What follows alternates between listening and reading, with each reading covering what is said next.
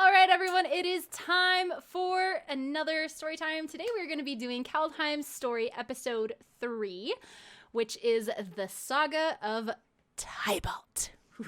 I'm so excited. So for those of you who are new or haven't been here for previous story times or haven't watched the other two YouTube videos, story time is just where I simply read/perform the magic stories that Magic the Gathering / Wizards of the Coast puts up on their website about the new expansions. There's a 5-episode series for Kaldheim, and then there's a bunch of, just side stories. We'll get to those later. But right now we are on episode 3 of the Kaldheim story. And basically what's happened up to this point is Kaya has made her way to Kaldheim. She's met some really interesting people along the way, including a god, Alrund, and she ran into this really crazy creature that was causing some havoc in, I believe it was Bredegard, and maybe it was Starnheim, I don't remember. Anyway, and this creature vanished to, another area. So she tried to follow it, and she took the boat Cosima to this other realm, to Notvold, where she discovered this really interesting person that looked really familiar. It just seemed really familiar to her. So it turns out that this trickster god, Valky, was actually the planeswalker Tibalt in disguise, and Kaya foiled his plot on Notvold and started to chase him. Unfortunately for Kaya, Tibalt got away. He created a rift in the time-space continuum of Notvold and basically vanished through a portal and left Kaya to face a bunch of really upset and angry giants.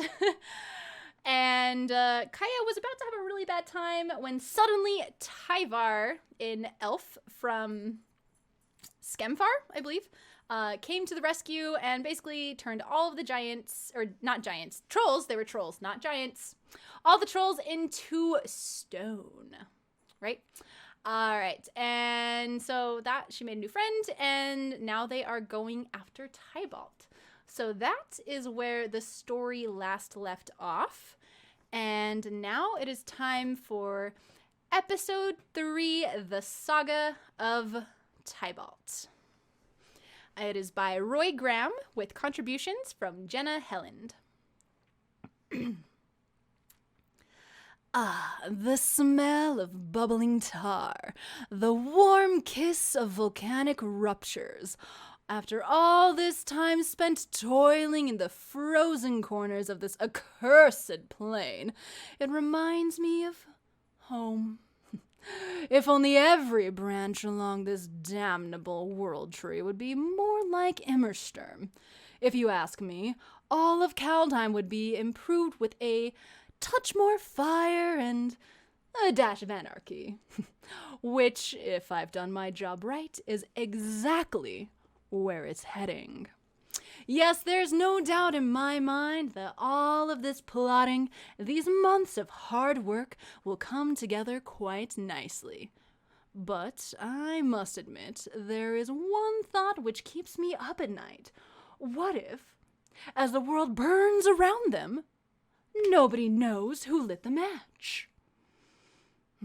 This plane is lousy with storytellers. Listen long enough and all their tales blend together. They love to repeat the same drivel about good and evil, heroes and villains, right and wrong.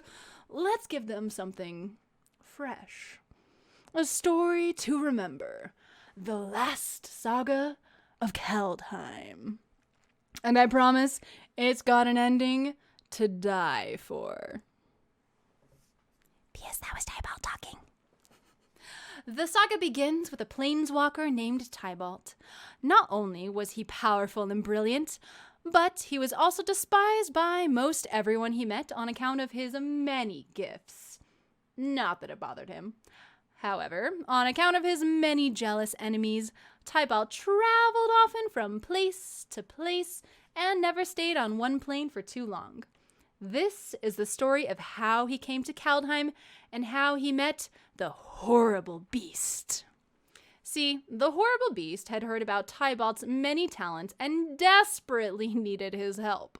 The beast knew that a handsome and powerful planeswalker such as Tybalt would never stoop to helping such a hideous, stupid monster unless his hand was forced. So the horrible beast snuck up on him one day and stuck Tybalt with a nasty, tricky sort of poison. He called this poison a seed, and the only way the horrible beast would remove it was if Tybalt caused a distraction on his behalf.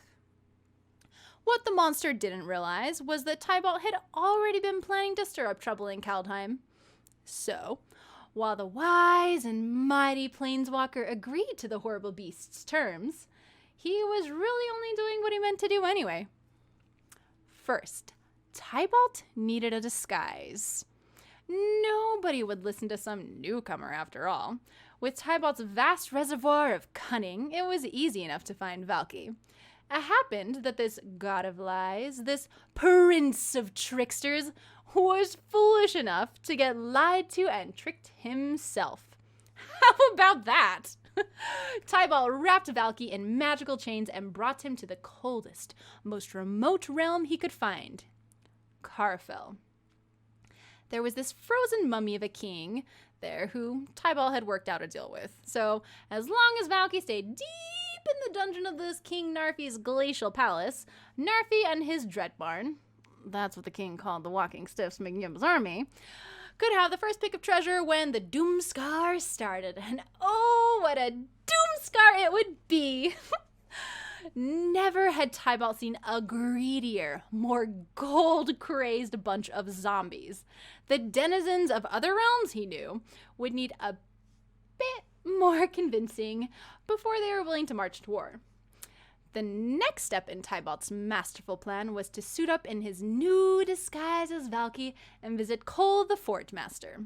Cole was one of the dwarves, that metal-brained, oblivious species of blacksmiths, and it just so happened that Cole was the greatest of them all. For whatever that was worth. He was the one who could work with Tyrite, the hardened sap of the World Tree, which had all sorts of interesting properties. Cole was making a sword out of the stuff, a blade that could open paths between the realms of Kaldheim. It was supposed to be for Halvar, the god of battle. Every plane has one of those dumb brutes, you know. But the thing was, Tybalt needed it. Crossing between the realms was a real pain otherwise, and he had a lot of work to do. And up and down the World Tree. Cole was awfully stubborn about handing it over to Valki. Something about Halvar saving him from a giant wolf and Valki being the god of lies. So Tybalt did the realms a favor and just pushed the obnoxious dwarf right into his own forge. Tybalt took his act to Skemfar, home of the elves, and sought an audience with their king, King Harald, son of Haraldir, the very same elf who had united the warring clans of Wood and Shadow, was known across the realms as wise and steadfast leader. He was known to Tybalt, though, as a proud, paranoid fool who believed the elves would be in charge of every last twig in Kaldheim.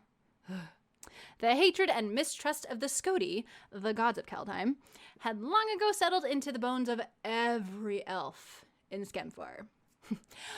Oh, if you could have seen the royal court that day, the lies the clever Tybalt wove, the dark cloud that settled over Harald as he heard all the terrible things the gods had planned for his people. Too terrible even for the mischievous Valki to stand idly by. The only choice, if the elves were to survive, was clear.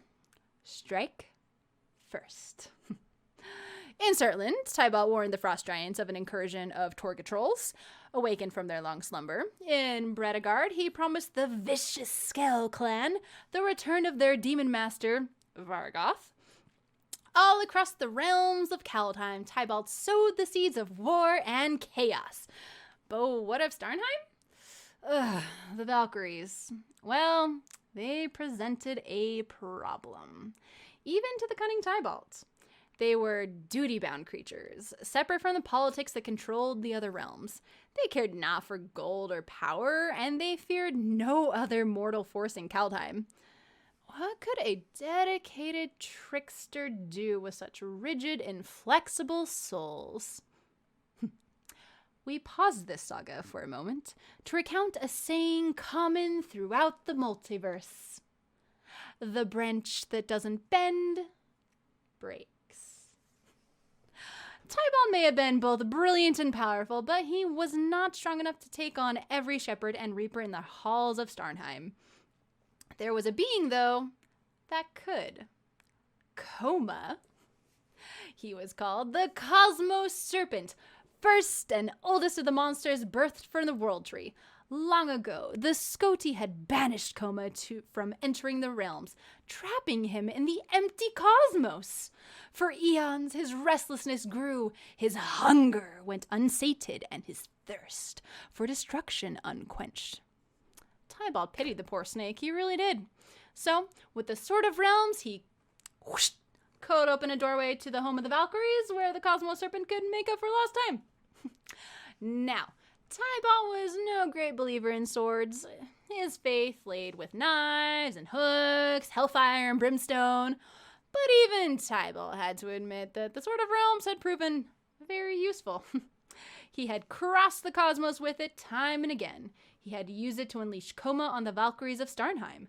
Now he was using it for a far more humble task. Though one just as important. He was leaving a trail, dragging a tip through the black basalt surface of Immersturm. It was important, after all, that the Planeswalkers follow him here. The end of the saga isn't written yet, but let me jump ahead and tell you how it ends. Tibalt kills the Planeswalkers. The last thing she sees as life drains from her eyes is Kaldheim burning. All the realms together at last in one great and glorious conflagration. And that is episode 3 of the Kaldheim story.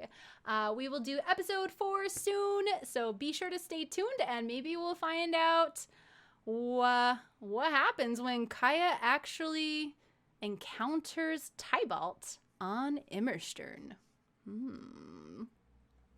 All right, everyone, thank you so much for joining me for another story time. I hope you enjoyed the story and everything, and I hope you're looking forward to the next one just as much as I am. Be sure to like and subscribe the channel, please. I really appreciate it. Upvote, everything. Leave comments. Tell me what you think about the story. I want to hear your opinions. And stay tuned for episode 5 and 4, which will be out very soon. Thanks, guys.